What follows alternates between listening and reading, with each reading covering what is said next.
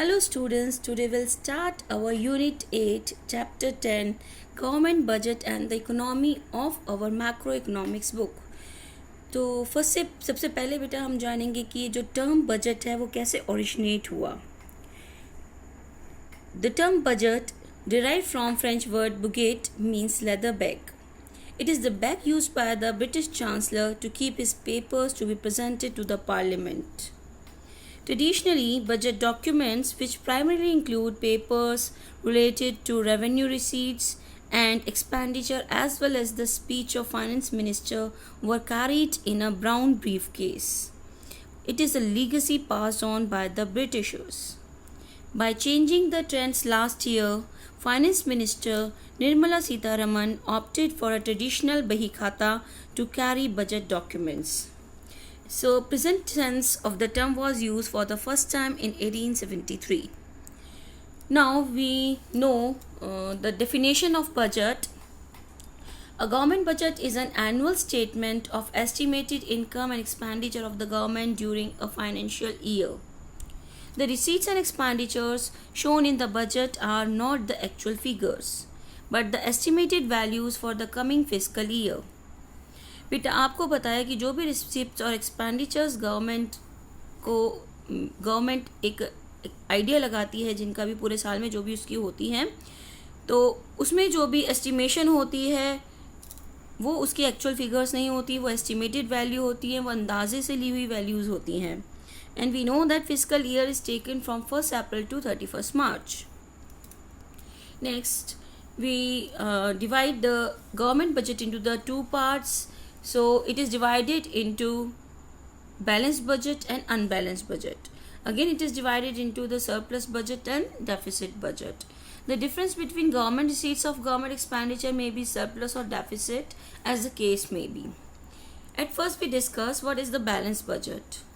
Government budget is said to be balanced budget if estimated government receipts are equal to the estimated government expenditure.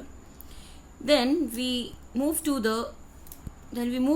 our another component, surplus budget. Surplus budget refers to that budget in which our estimated receipts are more than our estimated expenditures. Then we discuss the third, deficit budget. Deficit budget refers to that budget in which estimated expenditures are more than estimated revenues. Then we move to the structure of the government budget. Government budget is divided into the two parts, revenue budget and capital budget. Then revenue budget is again divided into the two parts, revenue receipts and revenue expenditure. And capital budget is also divided into the two parts, capital receipts and capital expenditure. But we know that revenue receipts of the government again are divided into the two parts, tax revenue and non-tax revenue. And tax revenue the government earn from the direct taxes and indirect taxes. After this structure, we move to the revenue receipts. What do you mean by the revenue receipts? Revenue receipts are those receipts of the government that do not cause any liability to the government, as well as they do not lead to reduction in the assets of the government. Okay बेटा, अब हम इसके examples एक discuss कर लेते हैं कि government की रिसीट्स जो हैं कौन सी होंगी, रेवेन्यू रिसीट्स कौन सी होंगी. The receipt must not create a liability for the government. ऐसी रिसीट्स जो गवर्नमेंट के ऊपर कोई भी लायबिलिटी नहीं बढ़ाती हैं. जैसे अगर हम बात करें टैक्सेस की, जो गवर्नमेंट लगाती है वो रेवेन्यू रिसीट्स हैं, क्योंकि उससे उसकी कोई लायबिलिटी नहीं बढ़ती हैं.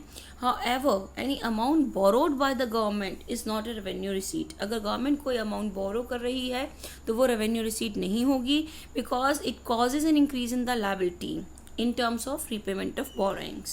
Okay, then we discuss the second point. The receipt must not cause any decrease in the assets. For example, receipts from the sale of shares of public enterprise is not a revenue receipt, as it leads to reduction in assets of the government. क्योंकि अगर हम receipts की बात करें कि जो हम shares बेचकर पब्लिक एंटरप्राइजेस के हमें मिलती हैं, तो वो रेवेन्यू रिसीट का पार्ट नहीं होंगी, क्योंकि इनके कारण हमारे एसेट्स में रिडक्शन आ जाता है. Then we move to the sources of government revenue. It is of two types, tax revenue and non-tax revenue. Tax revenue refers to the sum total of receipts from taxes and other duties imposed by the government, and it is a compulsory payment made by people and companies to the government without reference to any direct benefit in return. It may have two aspects of taxes, that tax is a compulsory payment, no one can refuse it, and the second one, tax receipts are spent by the government for common benefit of people of the country.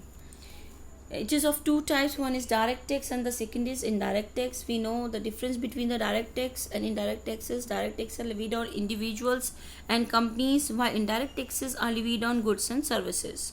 And the burden of direct tax cannot be shifted, impact and incidences on the same person, while the burden of indirect tax can be shifted, that is impact and incidences on different persons. Direct taxes are generally progressive in nature, while indirect taxes are generally proportion in nature.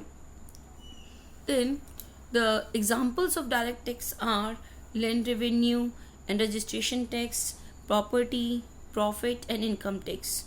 While the examples of indirect tax are custom duties, tax on consumption and production of goods and services. Now we can say that there is only one indirect tax, that is GST, goods and services tax. Then we move to the non-tax revenue.